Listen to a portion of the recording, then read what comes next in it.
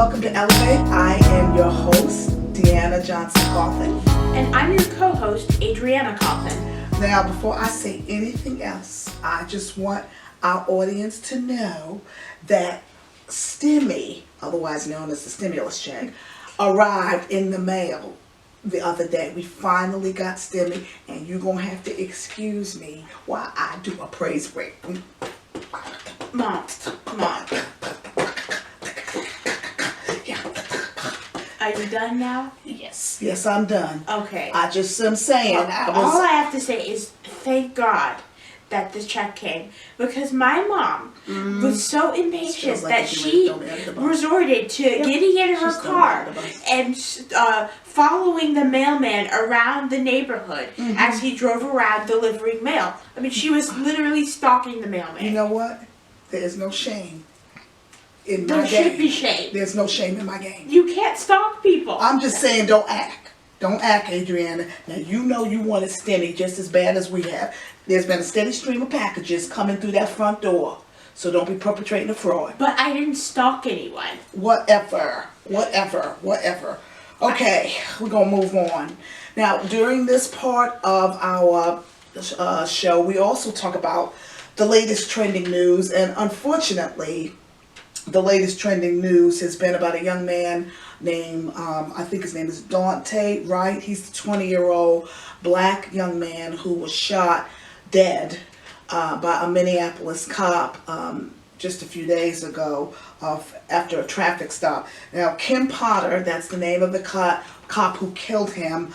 She's a 26-year police veteran, and she said, get this now, that she thought she was pulling a taser and not a revolver. Okay, I need everybody to stop and wrap their brains around that. Okay, 26-year veteran.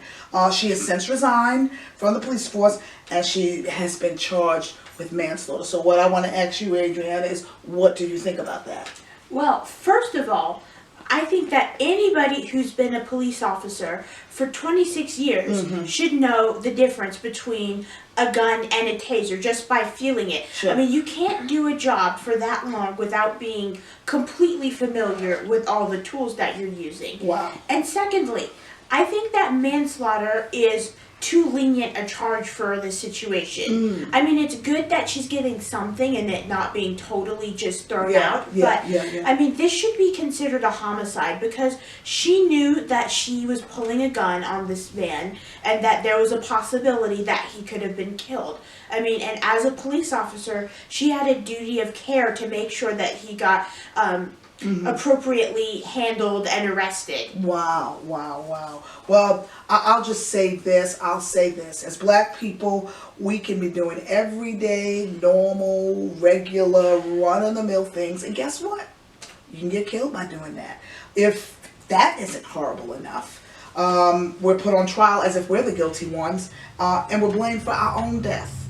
So with these interactions, and even though sometimes these interactions don't end in death, like with the case of my husband, when the city of Decatur police pulled their guns on him while he was working late one night in his office, they're still terrorizing. It's still demoralizing. And I'll just say this, it doesn't matter how educated you are. It doesn't matter how compliant you are. It doesn't matter how well-mannered you are. In America, it's just dangerous to be black. And that's all I got to say about it. So we're going to take a break, but we will be right back.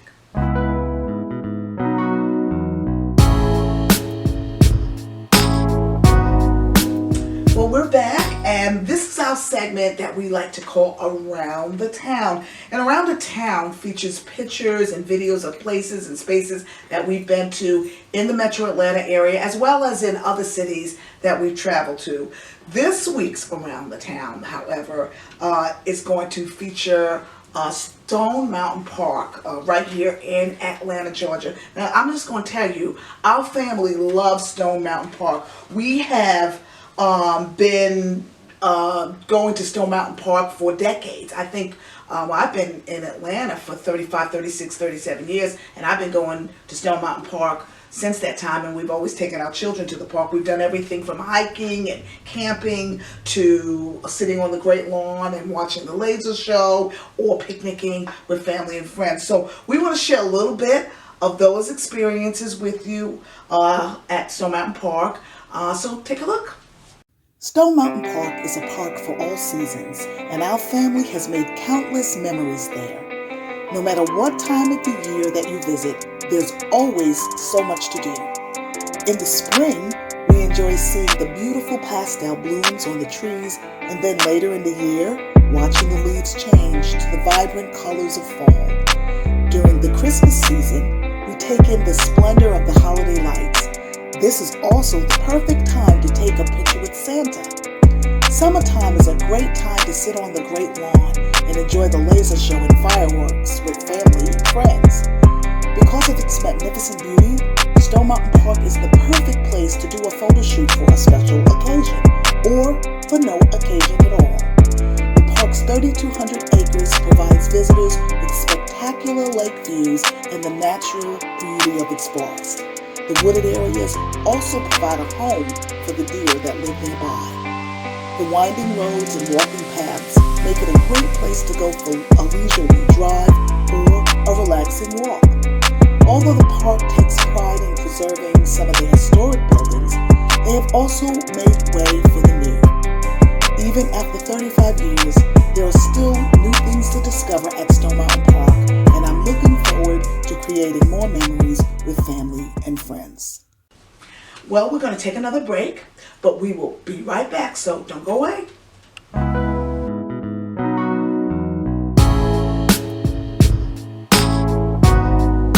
Well, we're back, and during this segment, we want to talk to you about some easy peasy ways to elevate your outdoor spaces. Last week, we talked about how to elevate your indoor spaces, but this week we want to focus on the outdoors. But before we do that, Adrienne is going to share some fun, obscure facts with us in a portion of this segment that we call Did You Know? So, Adriana, please hit us with some Did You Know facts? So, here's our first fact of the day. Mm-hmm. Did you know that the sunflower blooms are not actually one single flower? That they're actually made up of 1,000 to 2,000 tiny little microscopic flowers. Really? Yes, they are. You know what? You tell me these things as if I'm supposed to believe them line, hook, and sinker. Is that how you say that? Yeah. Phrase? Yeah, but I don't have to believe everything you say. I want proof. I got my own little magnifying glass here. Well, if you want to go grow some sunflowers and look at the petals under a microscope, I guess you can do that. I don't want to grow any sunflowers. Like, I'm gonna have where to are you grow going to them. find I'm them? going to find some at the Home Depot or the Lowe's. And I'm going to check it out. I'll report back to you next week. She tells us these things like we're supposed to believe everything she says. Hit us with another Did You Know fact while I mull over what you just told me. Okay, so here's our second fact. Did you know that butterflies are often more attracted to the weeds in your yard than they are to your flowers?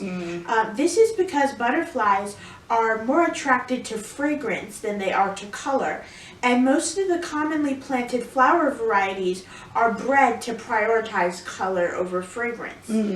If you want to see more butterflies on your property, plant more fragrant varieties of flowers such as phlox, lantana, black-eyed Susans, and lavender. So what I get out of that is we need more smelly plants.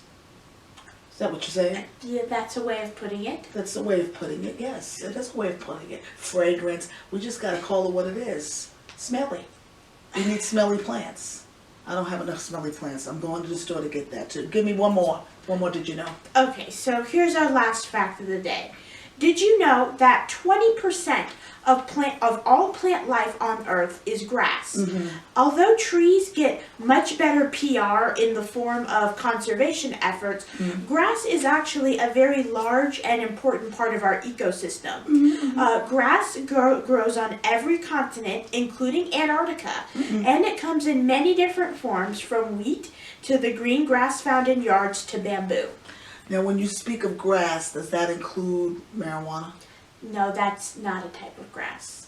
I know they call it grass, but it's not considered grass. Okay. All right. So marijuana is not grass. Okay. No, I That's don't know fine. why they call it that. I don't know why they call I it guess grass. if you're high, you think everything's grass. Okay, that's it. Thank you. Thank you for sharing those did you know facts with us, Adriana. We can always count on you to give us the 411. Thank you, Adriana. But now, let's switch gears and talk about some things we can do to upgrade our outdoor spaces. Adriana, you recently started a summer garden in our backyard. Can you tell our audience a little bit more about that experience? Yes, so a garden is a great way to enjoy and elevate your outdoor space, and they don't have to be big either. I've had gardens for the past few years, and I started out in the beginning with just planting a few vegetables and herbs in some pots and bins, and just setting them out onto the deck so that they can get some sun. But this year, my dad helped me plant a garden in our backyard. We made a raised bed using cinder blocks that he had left over from a previous project. Exactly. Now, I want you to explain a little bit about what steps you took to make the garden, just so people can kind of get an idea of what to do. What steps did you take? So what we did was we covered the ground with a sheet to block out all the weeds and grass. Then we outlined the sheet with cinder blocks, and we filled up the area with soil that we got from Lowe's. And we also used some of our own compost and dirt from our yard, and we just mixed it all together. I think the whole project cost less than $100. That's right. So what kind of things did you plant in the garden? So this year I planted squash, tomatoes, bell peppers, cucumbers, rosemary, basil, oregano, and a few other things. Yeah, lots. Yeah, it's really great because I love to cook, and it's really great being able to use the fresh vegetables in our meals since they're so flavorful. Oh yeah, it's wonderful. She loves being able to just go out and pick this, that, the other. Makes fresh tomato sauce for our pizza. It's wonderful. It's wonderful having a little cook in the house. So now, something else that we have done to enhance our outdoor space has been to have a grilling station. It's kind of almost like an outdoor kitchen in our backyard, on our deck, because we love being out there and cooking. I love having grilled food. Well, you love it because that means Dad is doing all the cooking and you don't have to work. Exactly. But be fair, I love it for other reasons as well. Grilling outside allows us time to be in our backyard and enjoy it as a family, right? Yeah. Right? And being out in the sunshine, because most of the time when we're going to be grilling, it's going to be sunny. We have grilled a few times in the rain, though. That's a whole nother shot. But anyway, most of the time when we're out there, it's going to be sunshine, and we get to soak in the vitamin D. And if you didn't know this, vitamin D is very good for your body. It helps your immune system. So it's not just because I like him to cook and I don't have to be in a hot kitchen. That's just part of it. So yeah. So how much does a barbecue grill cost? Well, glad you asked that. It can start from anywhere from $50 and up. I mean, you can get a small little stand-up grill for $50, $60 at Lowe's or Home Depot, or really any hardware store. But it goes up from there. I mean, you can buy grills. My husband has a grill that he bought for about $400, but it's a nice one. It's a big one. It's a dual fuel grill. It's got charcoal. You can cook with charcoal on one side, but you can also use gas on the other side. And that's really, really nice because when we have more time, we like to do the charcoal because it gives it it's wonderful flavor. But then when we just want to serve something quick on the grill, we just turn on the burners and poof, we can cook with the gas. So it's great. And so it just depends on what you want to spend. It just depends. Yeah, so are there any other fun, cheap things that people can do to upgrade their outdoor spaces? Well, there's tons of things, but one thing that I wanted to say that was very cheap, because you don't have to have a lot of money to have fun outside, is a tree swing. Do you guys remember tree swings? I remember tree swings. Well, I really remember them not because I had them as my own personal experience. I remember them from the Brady Bunch and Leave It to Beaver. But that's another topic. We didn't have a tree swing. I'm starting to feel Deprived. Okay, let's keep going. But tree swings are very fun. And a child can make it. Matter of fact, the tree swing that we have now in our backyard, actually, my nieces put that together when they were here, spending some time with us a few months ago. So it's very easy to make. It's just a matter of getting a couple of pieces of strong rope, which can be purchased, like I said, at a Lowe's or Home Depot or any hardware store. And you have to make a seat. And the seat can be made with a little bit of a wooden plank, cut it to size. And then, of course, you need to, we didn't use a wooden plank this time. We actually used a rubber seat that we had left over from your old swing. And you want to secure the rope to the seat, okay? And then tie it to a large wrist. Now, I'm just going to tell you, you know how you are. You know who you are. Don't be tying this rope to some little bitty branch and then you fall off and you blame me. You want to sue me. First of all, I ain't got no money. Okay, so you're not going to get nothing. It's just a hard time. All right? But if you weigh all kinds of weight, you got to make this swing accordingly. So I'm just telling you, do due diligence. All right? But it's a fun way to be outdoors, something fun to do outdoors. Matter of fact, when I finally tried our tree swing, and I had big fun, honey. She filmed me. It was great. I had a blast. Yeah, my mom, she certainly had a blast. Yes. I mean, she really got in touch with her inner child. I mean, she was yelling and swinging back and forth. No shame in my game. And kicking. Yep. I embraced it. She was a wild woman. I loved it. I knew you were going to throw me on the bus, but guess what? I don't care. I was good. I had fun. Well, we're going to take a break, but we'll be right back.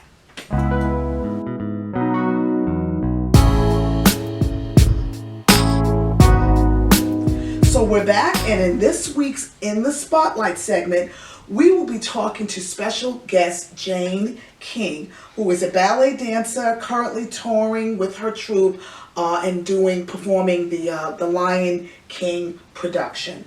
I had a chance to sit down with Jane a few days ago and talk with her about her work and the work that she's doing with her ballet dance company. And here's what she had to say. Take a listen. So, Jane, it's a pleasure to have you here. Thank you so much for taking time out of your busy schedule to talk with us today. So let's just take it from the top. When did you first know that dancing was going to be a part of your destiny? I feel like that's something I've always known. Mm-hmm. It started when I was very, very little, maybe 2 or 3, with my babysitter.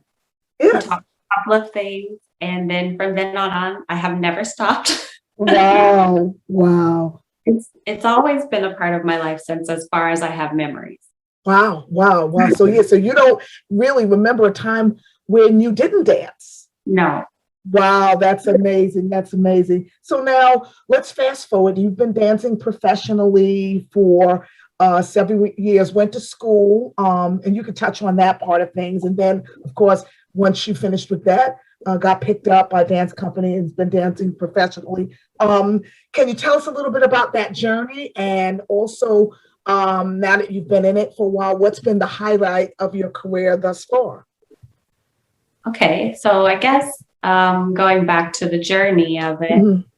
when I graduated high school, I moved to New York City, Mm-hmm. and I was training at the Ailey School professionally as part of their scholarship program. So I was there Mm-hmm. for 2 years, where I took classes like ballet, modern, jazz, point, partnering, improv, Sure. and had to take like kinesiology and like theater practice and Mm-hmm. more inclusive education instead of just ballet. Mm-hmm. So I was there for 2 seasons in a contemporary ballet company. Mm-hmm. And then I left there and I went to the Met Opera, and I was there for a season. And then after that, I didn't get anything for a year. I didn't see this for a year. I was auditioning and teaching and running around, touring, hustling. Yes. And then finally got the job that I technically currently have, but Yes. I don't have it. Yes. And I started touring with the Lion King, and that's been great. Wow. I don't know what would be a highlight, honestly. Yeah, yeah, yeah. I think Dancing with the Met was pretty awesome. Theater is so large. Yes. It's just such a cool historical place to be. Oh, yes. Yes, I can imagine. Yeah, I would say that was big. Yeah, that was pretty big. What do you love most about dancing? What is it about dance? I am not an incredibly verbal person. I don't really speak unless I feel like I have a strong point to make and Sure. a big contribution to a conversation. Yes. Like dance is my language. Oh, It's much easier for me to communicate that way. wow. I So- love that. Not only do you perform, you teach as well. Can you share with my audience a little bit about what you teach, who you teach, where you teach, that kind of thing? My teaching has also been quite a journey. Yeah. When I was in high school, I started teaching dance at my ballet school as part of my scholarship. Right. I would assist the little ones. Yes. So I have the biggest background, and I think I feel most familiar teaching the little ones. Oh. And obviously, that's mostly an intro to movement. And through the years, I've taught many things. Yeah. Like I said, salsa. I learned salsa because I was working reception Yeah. at a ballroom studio. And part of my payment was to learn the technique. Yeah. Now I'm doing most of my teaching online, Yes. Yes. I knew that. which is tricky. It's more of a leading through a class, I would say, than Mhm. actual teaching. Yeah. It's a little bit less hands-on. Sure. Sure. So I've also started teaching at the ballet company here Yes. for students, and that's been really great. It's nice because I get to actually go in. Yeah. Dance. That was the first time since the pandemic that I've Sure. been. Sure. Wow. Wow. Now you are located in New York still? I moved out of New York in October. I'm in Chattanooga. Oh my goodness! I didn't realize that you were so close to us. This is terrific. Yeah, it's really close. That's not bad. That's not bad. As they say, it's sort of up the road, from Atlanta. That's terrific. So you do teach adults, although you started out primarily teaching children. Mhm. But Right. now I teach a lot more adult classes. Okay. Wow. Now, not everybody, of course, is going to be a professional dancer. Can you tell us how dancing can elevate and enhance the average person's life? I personally think that everybody should dance. Wow. Even lock yourself in a room and blast the music and you're by yourself and you can just dance. You can just dance and Yes. just let go of a bunch of tension, energy you don't want. Yes. Great. I mean, people have been dancing culturally far longer than they've been performing dance. So True. True. dance can be many things. If someone is interested in taking classes with you, how do they access you? Where do they go? And I can, of course, include that information on the notes for this session. But tell us a little bit more about that.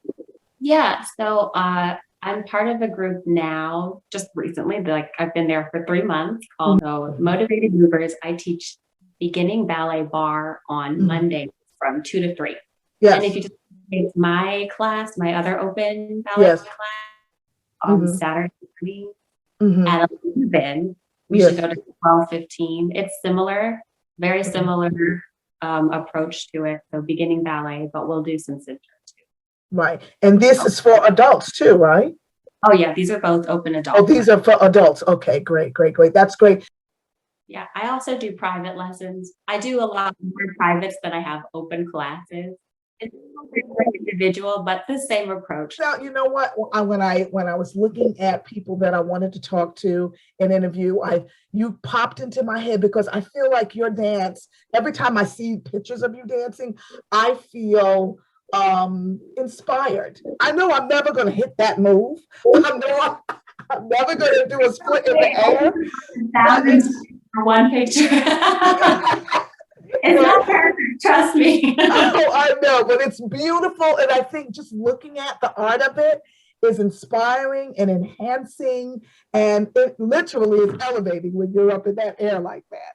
And so I wanted my audience to just hear from you, and get some feedback from you, just because I think that you are doing great things to elevate not only your own life, but other people's lives as well. And that's really what this show is all about. I really appreciate you taking time out of your schedule to be with us today. And let's keep the conversation going, maybe even in a class. Yeah, of course. That'd be great. Thanks for being with us today. Appreciate it. Thanks for having me. Bye. Bye.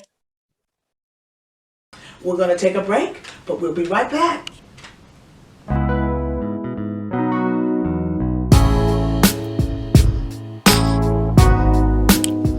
We're back. But before we go, we want to give you, our viewing audience, a chance to be on our TV show. And here's how you can do it. Have you done something to improve your life or to improve someone else's life? If you've done that, Elevate wants to know about it. It could be something creative that you've done to overcome a challenge or a circumstance. It could be something that you've done to improve your health, like you've quit smoking, or you've lost some weight, or maybe you even beat cancer. Maybe you started that business that you've always said you wanted to start. Share your story with us, and you might be featured in the Spotlight segment on our show. To share your stories, go to our Elevate YouTube channel and subscribe.